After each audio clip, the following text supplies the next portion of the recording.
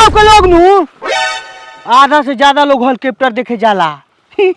और नेताजी के लागे लगा कि हमरा के देखी आइल बड़ा सो। का कोई भाई लोग सकल लव मैरिज नहीं के होके दे, आ बेरोजगारी ऑरेंज मैरिज नहीं के होके दे। अब ये सोचता नहीं कि हमरा जन भाई का करी लो, हाथे से नु काम चलाई लो। हाथे ठीक बा।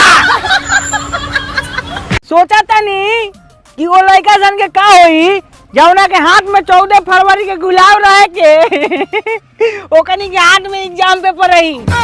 बाबू बेस्ट ऑफ लक, जाओ हमसे यहाँ निकलो चलो।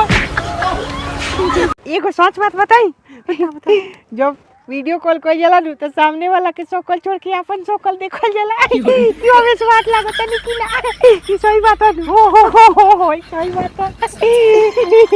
रे साला बोल ना रे, बोल साला बोल, जल्दी बोल बोल, जल्दी बोल बोल ना रे, बोल। लाइक और फॉलो एकरा के फॉलो, एकरा के फॉलो, एकरा के फॉलो।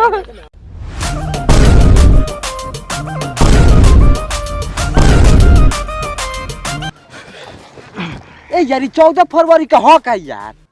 तोर माल बाड़ी सो ना छोड़ भाई, हमनी के परीक्षा देवे चलल जाई। लेकिन 14 फरवरी के हवे का? अरे यार देश के सेवा करे के भाई यार। हम भारतवासी या पाकिस्तान वालों भारत के सीजन के यहीं पे कमानिए पे। भाई लोग 14 फरवरी तक अपना माल पर नजर रखिए लो, ना तो नजर हटल माल दूसरा से पटल है ने हाथ कटल। लाइक करो, फॉलो करो, शेयर करो, टिक टिक।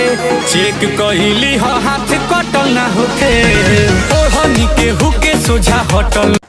मैं दुनिया भुला दूंगा कहे वाला लोग शादी के बाद। हमसे भूल हुई जो ये सजा हमको मिली, हमसे भूल